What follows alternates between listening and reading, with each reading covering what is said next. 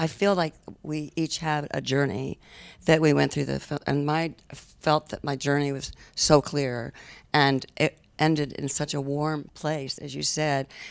I just became more and more accepted and felt more and loved these women, and so I went into the film with one life ahead of me, and I came out of the film with a whole nother life.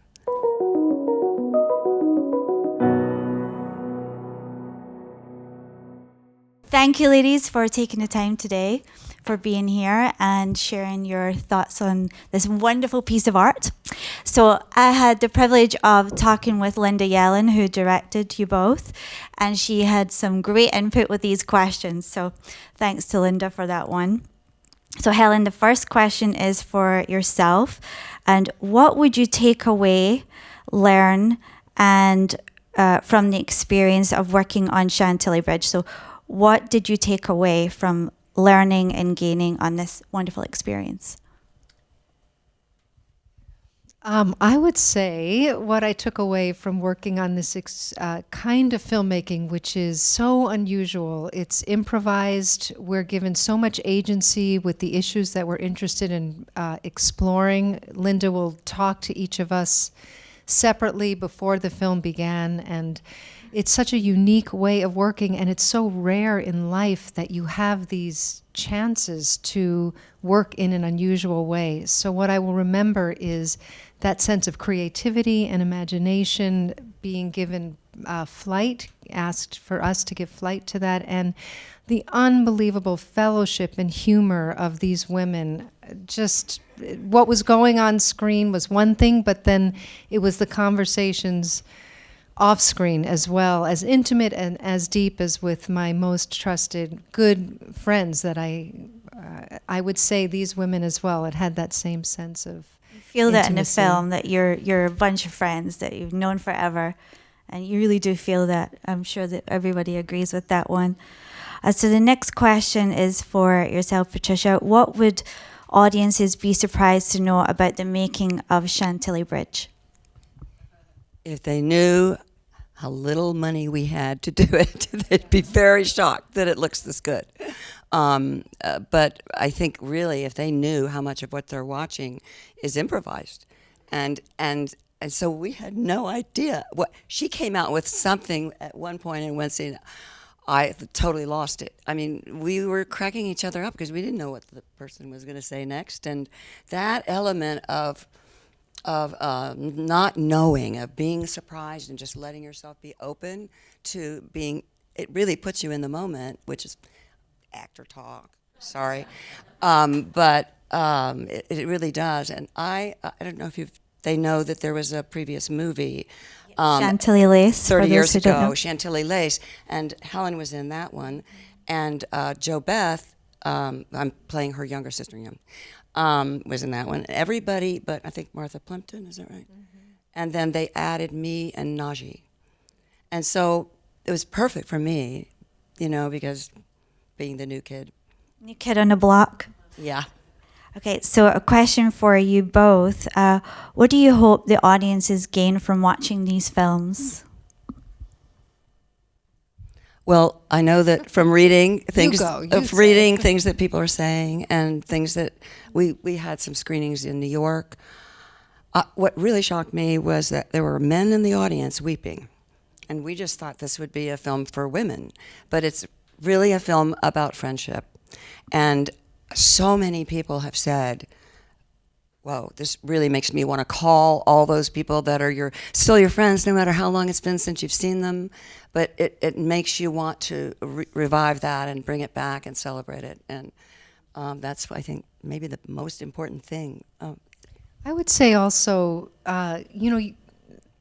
how women talk to each other, sort of, I don't know that we see that much, that kind of making light of things that are very dark and difficult, and then also taking very seriously the small things that are going on. I know, just thinking about what each of us have, even just now backstage, hearing what Patricia's been walking through with this hip surgery was so harrowing, and it was like 6 minutes before we walk on, and I got these deep, and I think the movie captures that piece, the takeaway that we are communicators, not just women, but human beings are, and there is something when you're in the presence of another person and sharing your truth or what is authentic, even if it's what happened that day, from the small to the big. It kind of reminds you of that little bit of like, oh my goodness, we're human beings on the earth, and there is this thing called suffering or joy or those bits. And so that's what I would hope people would take away. Like, oh right, that's what we're seeing there, that kind of.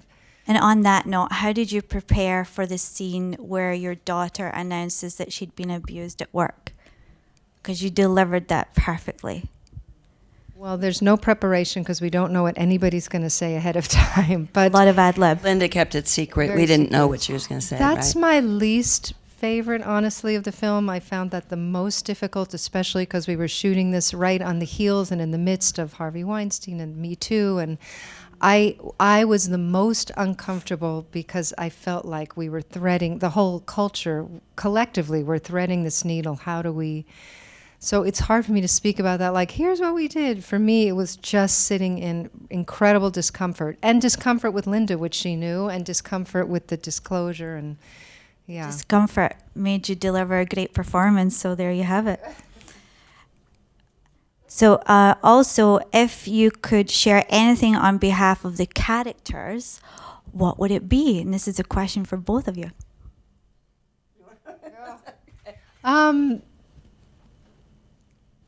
You know, when my This is daughter, my favorite I would story. say, Your which story, by one? the way, is my favorite story in the Which whole one? movie. The whole story of you and your daughter, the whole conflict, all the difficulty. Yeah. When I watch the movie, that's what I...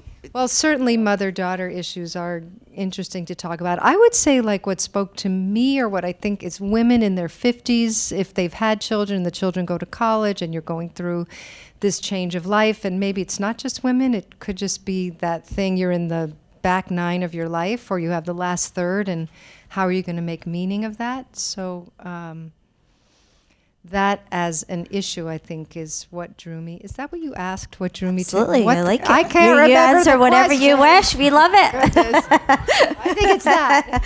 I have to say, the moment where you did the Scottish accent, that was good. Wait, It was I do good. a Scottish accent? Yeah. I don't remember that You- moment either. So What's that? there's a moment where I watched it last night. That's how I remember it. I, of course, perked up when I heard Scottish. So there's a moment where you share that you had an audition for a play, and it was a Scottish play. Oh, no, that was And right. you did a moment where you sort of did a little bit of Scottish. Was it? Was it? Oh my goodness. Anyway, Right. I good trust job. You. You did better than Mel Gibson in Braveheart.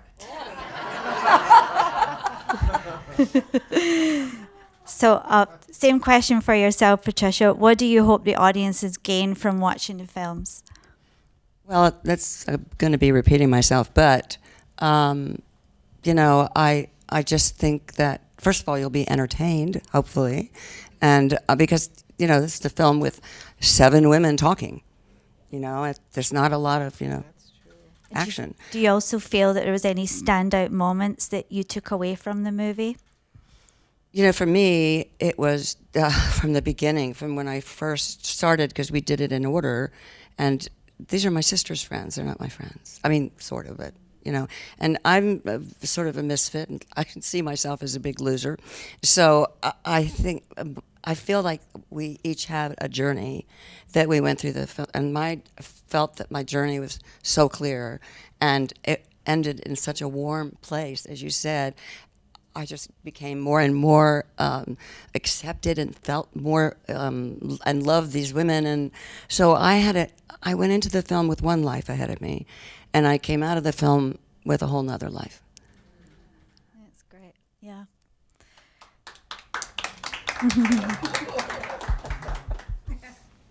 If you could share anything on behalf of the character, like you just did actually, but is there anything else that you would share about your character in particular that you learned for yourself?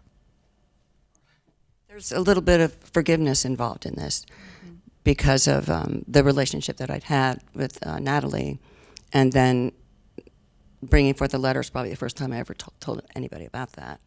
And the process that I'd already gone through that, I think there's some forgiveness going on in this movie in various ways. You know, something goes wrong and it's okay. I Yeah. feel that as well. Yeah.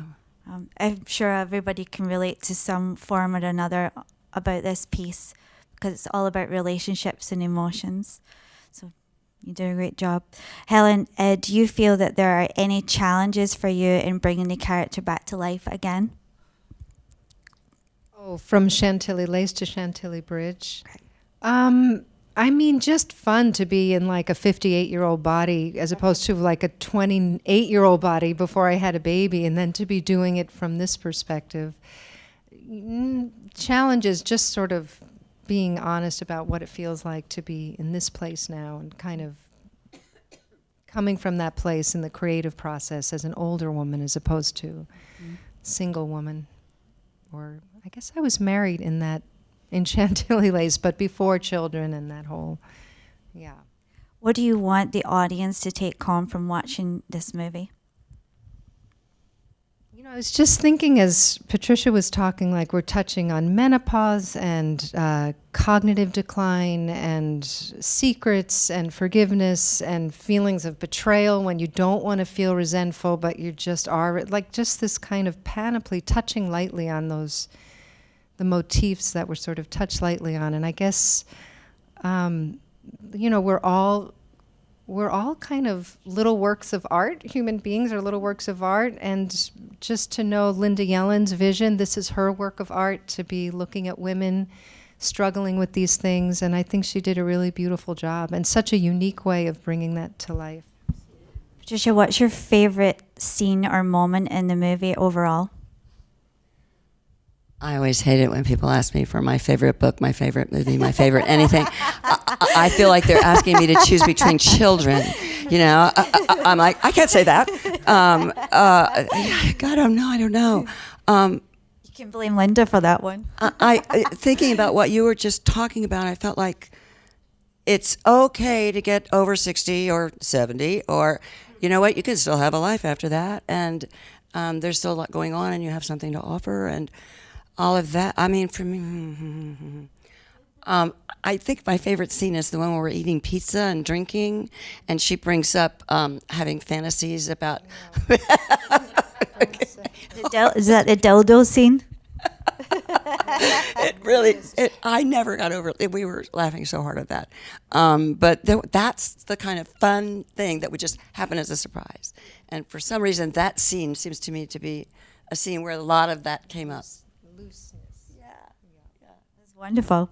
So I have some other questions here directly from audience. Helen, this one is for you. Who is your acting teacher, mentor, Oh my goodness. past and present? What a great question. I've had great acting teachers. I was lucky to go to the High School of Performing Arts. One of my friends is in the audience tonight, also went there. I had great teachers there. Lately, though, I've been training at the Clown School with David Brydell, not only just in clown, but also in movement. So I'm in a year program from once a week for 3 hours a week, and you take 1 month of different training. We're doing mime this month, but we've done viewpoints and pure movement and different. And I would say he's the phenomenal teacher now. And then throughout, I mean, Larry Moss, Kim Gillingham, Sandra Seacat, who else? But Barry Primus I got to train with. And on movies, I would get coaches to work with parts. So I've been very fortunate with good acting teachers, for sure. Thank you. Well, you did a great job with Hannah, that's for sure. Okay, this one is for yourself, Patricia. I believe this film has flashback scenes. How did the actors maintain a connective tissue, even though you were obviously a huge part of the second one? How did you feel that you could connect the dots? Well, I guess because my sister was the connecting thing between my mother too. I mean, it's pretty clear in this movie that the mother was a big influence, and really on them as well. I mean, they're so kind to come and help put away a house. Ugh. You know, so there's, I don't know. I've already forgotten the question. Not really. I just, You answered it perfectly. Don't worry. Yeah. Do you feel that that's a rarity, that these relationships after so many years, are still there? You know, did you take anything away from the movie It's actually itself a in your really own good life? question, because I think looking at friendship as we age, so I'm turning 60 next week on December 15th, Woohoo. and I have, thank you, and yeah, thank you. But I do have friends from my high school years and that I still keep in touch with, and then I have the close group of women friends the last 25, 35 years. But it does change a little bit. Like, I am enjoying more solitude. I definitely have more time alone. COVID, I just completed my dissertation in mythological studies, and I did a self-refuge practice as part of my dissertation work. And that happened in COVID. And even though I had a meditation group of women that I was with throughout the COVID of meditation practice, so much was alone. Like, so much was on my own, and just aware as I'm aging. Yes, I mean, sometimes you do feel like if no one's around, are you here? Like, you can feel so porous if you have so much time alone without any. But for the most part, yes. And I think in all the wisdom traditions, the Christian mystics and Kabbalah, and certainly in the Sufism or any of them, Buddhism for sure, there's this mystical tradition of having solitude and quiet time as being important before we drop our bodies and, go to the next. But in a concert or with, you wouldn't know that unless you had friendships. We wouldn't experience isolation or solitude or grief of feeling alone or okayness if there wasn't the balance of, I have these long-term friendships or these people I check in with. And I don't know if it's rare, but I think we're all probably in some relationship with friendship or people in our life. We have some feeling about that. Where did you guys shoot most of it? We were in this little tiny town in northern New York, near the border. So beautiful, didn't you think? I mean, but I can't. Very picturesque. It's really a tiny place. And What was it like to work with Linda? The wonderful Linda Yellen. lovely. Amazingly done. Well, thank you, ladies, Thank very you much so for being here much. today. It's been an honor to chat with you. And thank you to everyone for being here as well.